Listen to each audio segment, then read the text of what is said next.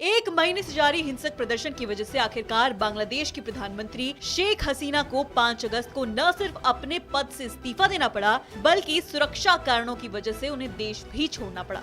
बताया गया कि बांग्लादेश सेना ने शेख हसीना को देश छोड़ने के लिए सिर्फ 45 मिनट दिए थे। इसके बाद जैसे तैसे शेख हसीना ने अपने मुल्क से एस्केप किया। शेख हसीना सुरक्षित तरीके से गाजियाबाद के हिंडन एयरबेस पहुंच गई। खबर लिखे जाने तक बताया जा रहा है कि शेख हसीना फिलहाल भारत में ही रहने वाली हैं। भारतीय वायुसेना उनकी सुरक्षा में लगी हुई है। दरअसल बांग्लादेश छोड़ने के बाद शेख हसीना के आधिकारिक आवास पर प्रदर्शनकारियों ने जमकर उत्पात मचाई।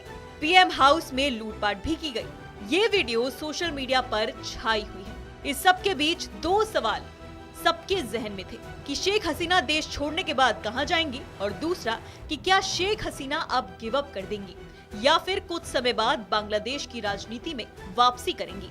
पहले सवाल का जवाब हमें मिल चुका है, शेख हसीना फिलहाल भारत में है, और दूसरे सवाल का जवाब शेख हसीना के बेटे ने दे दिया है। शेख हसीना के बेटे साजिद वाजिद जॉय ने एक बड़ा दावा किया है। जॉय ने कहा कि मेरी मां ने बांग्लादेश में बदलाव लाने की बहुत कोशिश की, लेकिन उनके प्रयासों के बावजूद लोगों ने विद्रोह किया, जिससे वो बहुत निराश है। वो कभी बांग्लादेश की सियासत में वापस नहीं लौटेंगे। एक इंटरव्यू में जॉय ने कहा कि उनकी मां शेख हसीना रविवार से ही इस्तीफे पर विचार कर रही थी। बाद में उनकी सुरक्षा को लेकर परिवार ने बहुत दबाव बनाया, जिसकी वजह से उन्हें देश छोड़ना पड़ा। जॉय इससे पहले अपनी मां के निजी सलाहकार के तौर पर काम कर रहे थे। जॉय ने अपनी मां के कार्यकाल का बचाव करते हुए कहा कि मेरी मां ने बांग्लादेश को बदल दिया।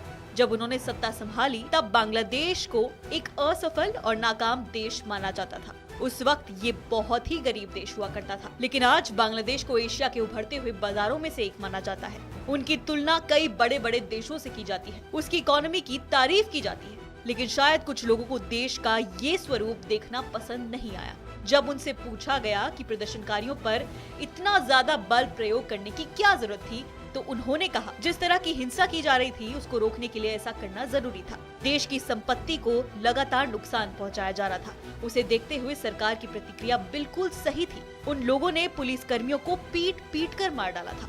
शुक्रवार को तो प्रदर्शनकारियों ने 14 पुलिस वालों को एक थाने में बंद करके उनकी हत्या कर दी थी। जब भीड़ पीट पीट कर मार रही हो तो आप पुलिस से क्या ही उम्मीद कर सकते हैं। बता दें कि इस सब के बीच ढाका में विपक्षी पार्टी की नेता खालिदा जिया की जेल से रिहाई के आदेश भी दे दिए गए हैं। और तो और बांग्लादेश के राष्ट्रपति ने संसद भंग कर दी है और अंतरिम सरकार के गठन की बात कह दी है। इससे साफ हो गया है कि भारत का पड़ोसी देश अब बुरे राजनीतिक संकट में फंस गया है। फिलहाल इस वीडियो में इतना ही। इस खबर से जुड़े अपडेट्स जानने के लिए आप देखते रहिए आर भारत।